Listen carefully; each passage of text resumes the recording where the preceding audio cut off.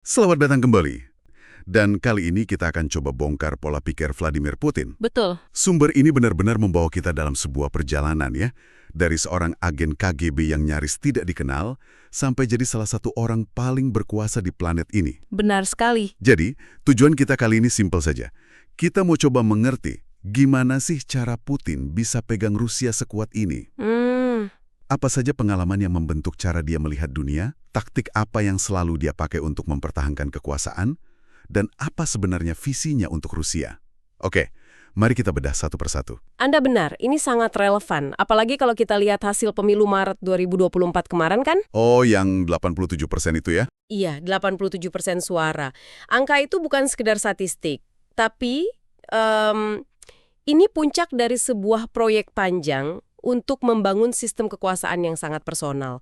Dan akarnya akan kita telusuri hari ini. Ini memastikan dia bisa berkuasa setidaknya sampai tahun 2036. Gila. Oke. Mari kita mulai dari yang paling dasar. Siapa Putin sebelum ia menjadi, Putin yang kita kenal sekarang? Sumber ini menyebutkan dia lulusan sekolah hukum yang langsung masuk KGB tahun 1975. Dan momen yang paling menentukan dalam hidupnya terjadi saat dia ditugaskan di Dresden, Jerman Timur, dari tahun 1985 sampai 1990. Pengalaman di sana meninggalkan dua trauma. Bisa dibilang dua trauma yang membentuk seluruh pandangan politiknya. Dua trauma? Apa saja itu? Yang pertama, ketakutan luar biasa pada pemberontakan massa. Dia melihat langsung tembok Berlin runtuh tahun 1989. Iya. Transkrip ini menceritakan dengan detail bagaimana massa yang marah mulai mengepung markas KGB tempatnya bekerja. Dia menelpon Moskow, minta perintah, minta bantuan, tapi Nggak ada jawaban sama sekali? nggak ada jawaban sama sekali, kosong. Moskow diam katanya. Dia merasa ditinggalkan, tak berdaya, dan akhirnya harus membakar semua dokumen rahasia sendirian. Wow. Jadi pelajaran pertamanya adalah jangan pernah mengandalkan pusat yang lemah dan jangan biarkan massa lepas kendali. Tepat. Dan itu nyambung ke trauma kedua. Apa itu? Kebenciannya pada kekosongan kekuasaan. Setelah Uni Soviet bubar, dia kembali ke Rusia dan melihat kekacauan total di Moskow.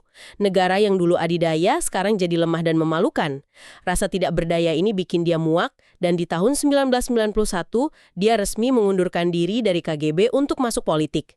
Jadi, dua pilar pemikirannya lahir dari sana ya. Stabilitas negara adalah segalanya dan pemerintah pusat harus kuat tanpa kompromi. Persis. Di sumber ini juga ada detail menarik tentang kartu identitas Stasi miliknya yang ditemukan bertahun-tahun kemudian. Stasi kan polisi rahasia Jerman Timur yang sangat ditakuti. Apa artinya dia punya kartu itu? Ini detail yang sangat mengungkap. Walaupun sumbernya bilang kartu itu tidak memberinya wewenang untuk, katakanlah, melakukan spionase, Oke. tapi kartu itu memberinya akses bebas ke fasilitas-fasilitas Stasi. Ini melukiskan gambaran seseorang yang sangat nyaman bergerak di balik layar, di dunia intelijen yang penuh intrik. Jadi dia ini orang dalam ya? Betul, dia adalah bagian dari aparat keamanan sampai ke tulang sumsumnya. Sebuah keahlian yang akan dia gunakan berulang kali untuk naik ke puncak kekuasaan. Oke, pengalaman di KGB itu jelas membentuk cara pandangnya. Tapi kan banyak mantan agen KGB yang nggak jadi presiden. Apa yang bikin jalur politiknya meroket secepat itu setelah dia keluar? Kenaikannya memang secepat kilat. Dia mulai sebagai pejabat di St. Petersburg, lalu tahun 96 pindah ke Moskow. Di Kremlin, dia pegang beberapa posisi penting, tapi puncaknya adalah saat Presiden Boris Yeltsin menunjuknya jadi direktur FSB. FSB itu KGB nama baru kan? Betul. Pada dasarnya itu KGB dengan nama baru.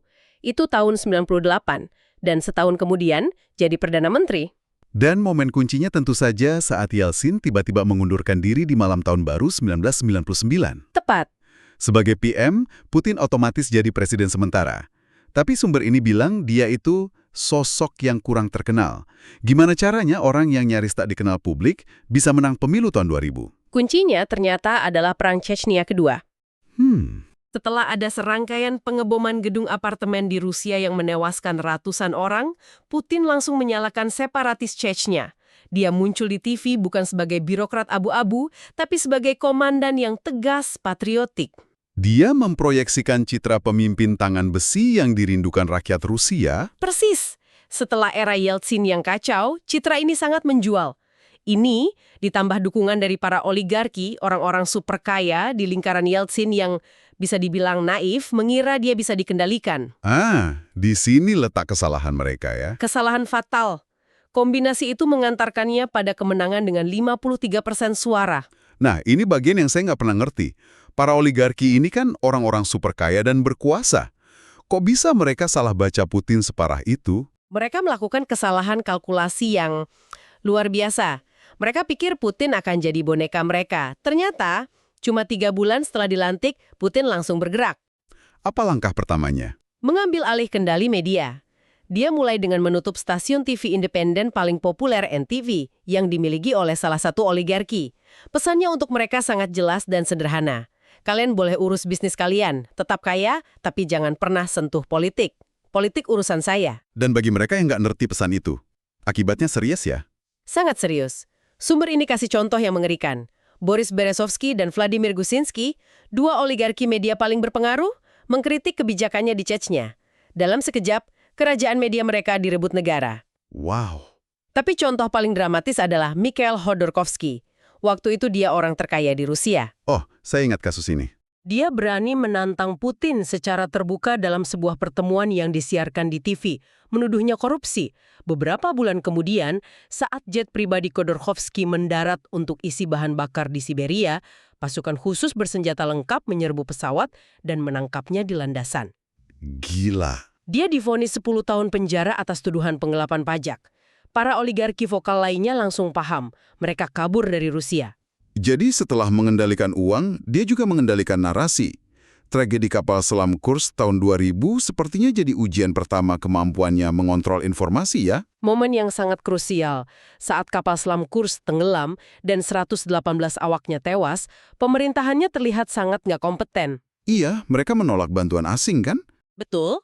Mereka menolak bantuan internasional selama 5 hari. Akibatnya, 23 awak yang sebenarnya masih hidup di dasar laut dan bisa diselamatkan, akhirnya tewas kehabisan oksigen.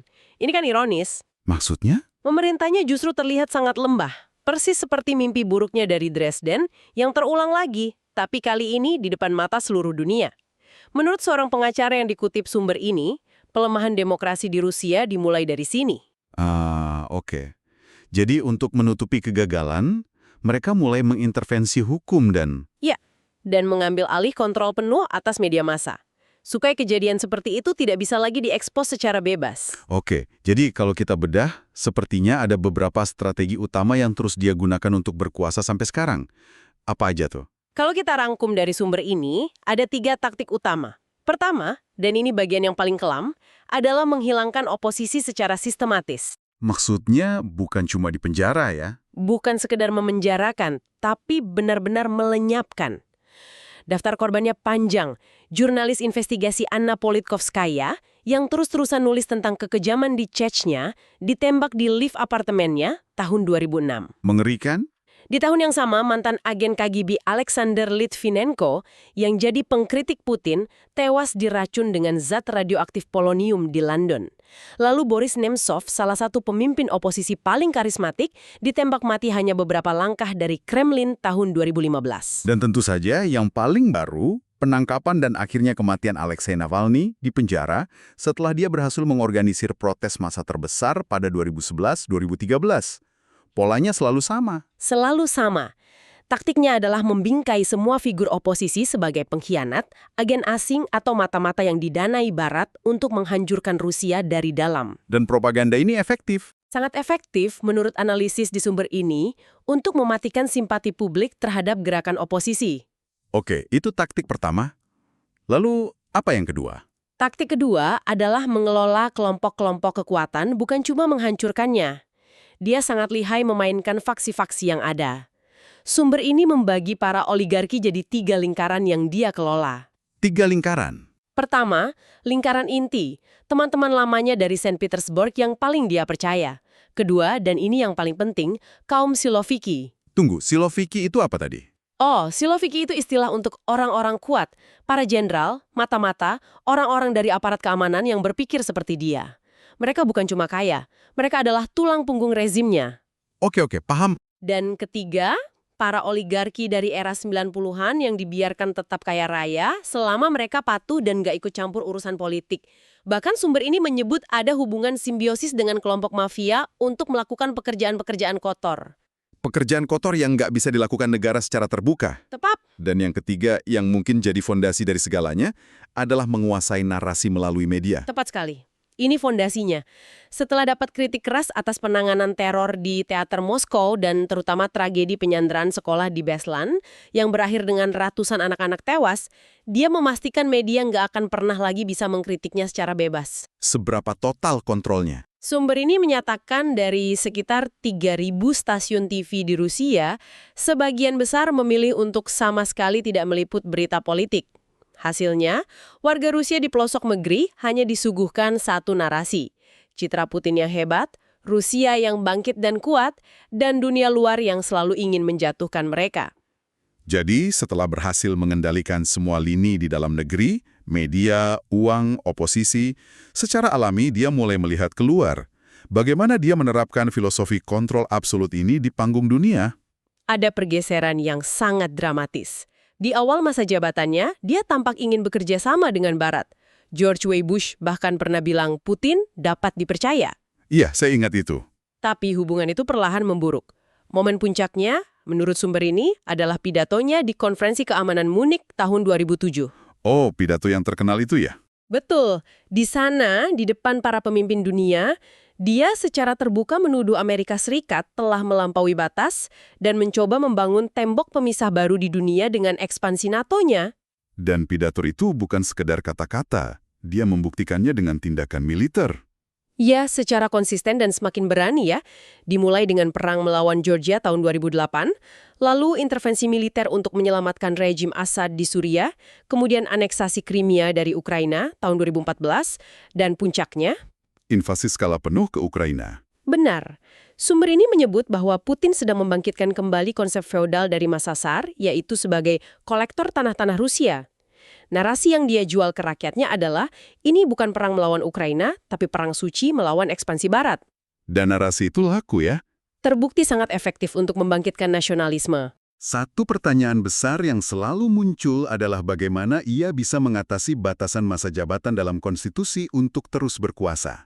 Dia melakukan manuver yang sangat cerdik dan bisa dibilang sinis. Sumber ini merinci periode 2008-2012. Karena konstitusi melarangnya menjabat 3 periode berturut-turut, dia Bertukar posisi dengan Medvedev. tepat dengan orang kepercayaannya Dmitry Medvedev. Putin jadi Perdana Menteri dengan kekuasaan penuh, sementara Medvedev yang loyal jadi presiden. Nah, selama Medvedev menjabat inilah, sebuah amandemen diajukan untuk memperpanjang masa jabatan presiden dari 4 tahun jadi 6 tahun. Jelas dong itu dipersiapkan untuk kembalinya dia. Sangat jelas. Dipersiapkan untuk kembalinya Putin ke kursi kepresidenan. Menariknya, sumber ini bilang, pengalaman bertukar posisi itu justru memberi Putin pelajaran yang sangat penting. Sangat penting. Situasi kekuasaan ganda itu ternyata berbahaya buat dia. Dunia Barat mulai melihat Medvedev sebagai figur alternatif yang lebih liberal, lebih modern. Itu ancaman buat Putin. Bagi Putin, ini adalah mimpi buruk. Ini adalah celah bagi Barat untuk memecah belah elit Rusia, persis seperti yang dia lihat terjadi pada era Gorbachev yang lemah. Pelajarannya, menurut analisis sumber ini, jangan pernah menyerahkan kendali penuh, bahkan kepada orang yang paling kau percaya sekalipun. Kekuasaan tidak bisa dibagi. Yang kemudian membawa kita langsung pada referendum konstitusi tahun 2020. Tepat sekali. Setelah belajar dari pengalaman Medvedev, dia memutuskan untuk gak main-main lagi. Dia merekayasa sebuah referendum untuk mereset batas masa jabatannya jadi 0. Yang secara efektif memungkinkannya berkuasa hingga tahun 2036. Benar, dan untuk memastikan kemenangan mutlak, sumber ini menyebut ada kampanye besar-besaran, ada undian berhadiah mobil dan apartemen bagi pemilih. Pegawai negeri ditekan untuk memilih ya. Dan yang paling cerdas, Apa? itu, amandemen tentang masa jabatan ini dibungkus dengan isu-isu populis, seperti larangan pernikahan sesama jenis, dan memasukkan kepercayaan pada Tuhan sebagai nilai inti negara. Jadi sulit bagi orang untuk menolaknya. Jadi kalau kita tarik benang merahnya, kita melihat sebuah evolusi. Dari seorang agen KGB yang dibentuk oleh trauma runtuhnya Uni Soviet, menjadi seorang pemimpin yang secara dingin dan sistematis mengkonsolidasikan kontrol atas uang, media, dan politik. Betul. Semua itu sambil terus memproyeksikan citra Rusia sebagai benteng yang terkepung oleh musuh dari Barat. Benar. Dan sumber ini ditutup dengan sebuah pemikiran yang menurut saya sangat kuat. Seluruh sistem kekuasaan Putin yang sudah dibangun selama lebih dari 2 dekade, ternyata semuanya bertumpu pada satu orang, Dirinya sendiri. dirinya sendiri. Menurut analisis dalam sumber ini, dia benar-benar percaya bahwa hanya dirinya yang bisa menjamin stabilitas Rusia dan mencegah terulangnya kesalahan para pendahulunya yang lemah, seperti Gorbachev atau Yeltsin. Tapi, sistem ini menua bersamanya. Dan itu meninggalkan satu pertanyaan besar untuk Anda renungkan. Apa yang akan terjadi ketika satu-satunya hal yang tidak bisa dikendalikan oleh Putin, yaitu waktu dan kematian, akhirnya mengakhiri kekuasaannya? Apakah seluruh sistem yang begitu terpusat pada dirinya ini akan runtuh begitu saja? Ini adalah sebuah pemikiran untuk Anda bawa.